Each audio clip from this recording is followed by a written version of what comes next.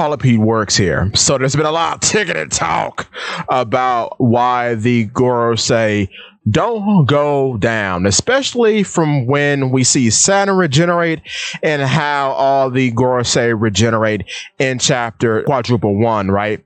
So here's the thing that I have come to as to why this is. If devilfruits are what Vegapunk says they are, which means they are the culminations of the wishes of humans, right? The physical manifestation of what people want and desire, right?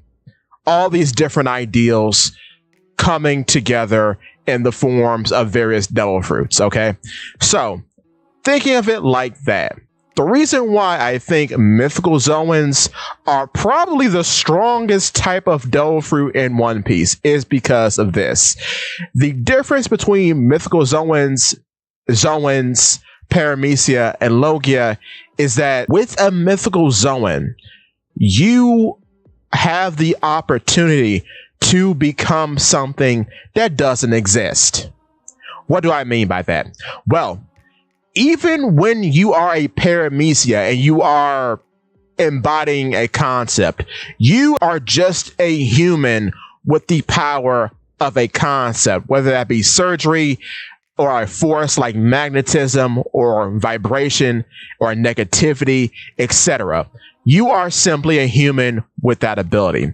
When you are a Logia, you, though very close to a mythical Zoan, but you are still a physical concept or a physical experience in the case of Teach, because he's darkness.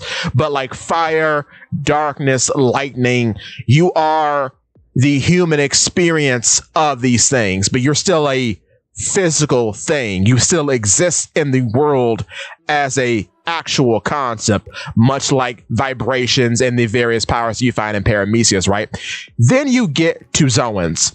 Zoans are interesting because with most cases, Zoans are the physical manifestation of a human's ideal of an animal. So in Lucius' case, he has the power of a leopard. He is the human ideal of a leopard, meaning he is a creature that can perish. Because, of course, people hunt leopards. They know that leopards can expire. They can pass away. Same thing with ancient Zoans. Ancient Zoans are just the human perception of animals that have been long extinct. Though we know from Little Garden that some of these extinct animals actually still exist, perhaps even down to the spiders, you know, the fruit that Black Maria has, because I believe we do find spiders on Little Garden. I'm not sure if that's an anime thing or not. I'll probably put it up here in the box beside me if I found it in the manga. But that's the thing. These are still real creatures that exist. Thanks to Little Garden, we know that these things are mythical. Dinosaurs and ancient spiders and the like all do exist, at least somewhere in the world, right? That's why Little Garden is kind of in hindsight so important. The thing with mythical Zoans is that based on how One Piece is set up, mythical creatures don't exist. The closest we get is the concept of there being dragons. But even still, the dragons that we see are Western dragons. And the only dragon fruits that we have that aren't dinosaurs are those of the fish fruit variety, meaning that Kaido's fruit is a fish fruit. The reason why Kaido's fruit is a fish fruit, not because of what he turns into, it's because of the legend that the fruit embodies. His fruit embodies the legend of the carp reaching the top of the waterfall to become a dragon. The reason why mythical Zoans are so powerful because all of them are like that. Mythical Zoans are just creatures that embody parables and legends. They don't exist anywhere in the world.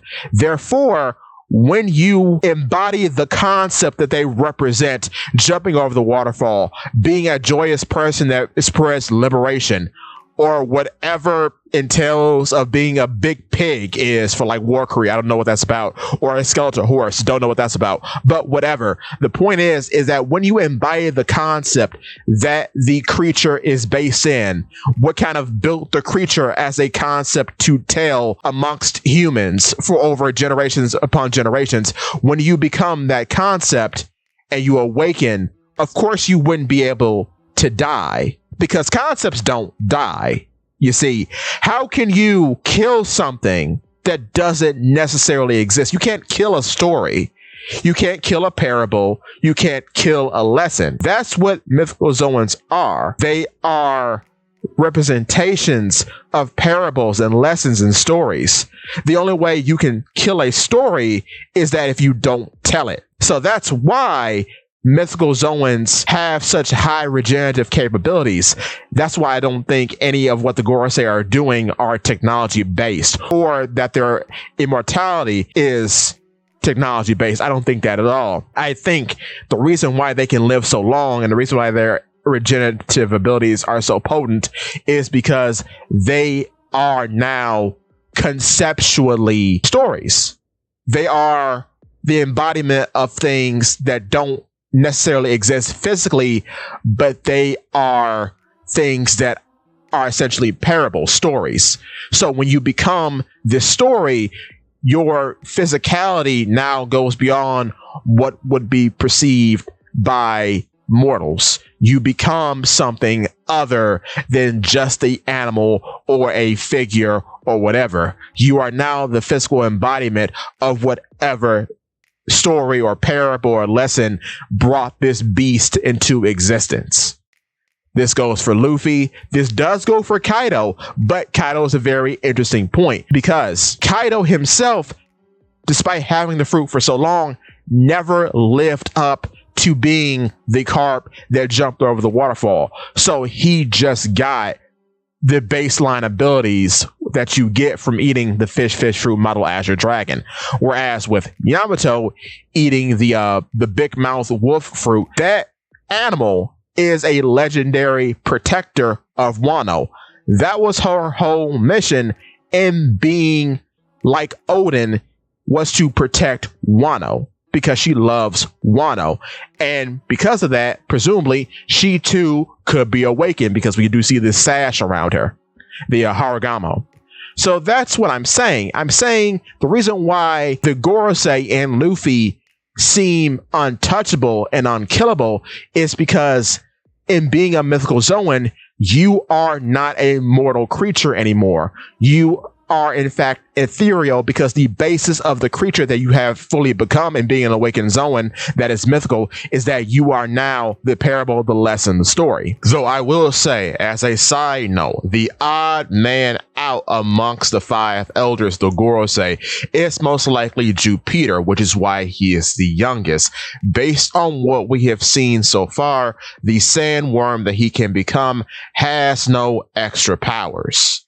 It has no extra abilities that you would consider being a part of those that a mythical Zoan would have. So far, he seems to be just a normal large worm, which means most likely that his fruit amongst all the Gorosei is an ancient Zoan as opposed to a mythical Zoan. He could be a worm that maybe existed in a sandy country like Alabasta in the past. I don't know. But given how One Piece animals can be quite large and quite strange, I wouldn't be surprised.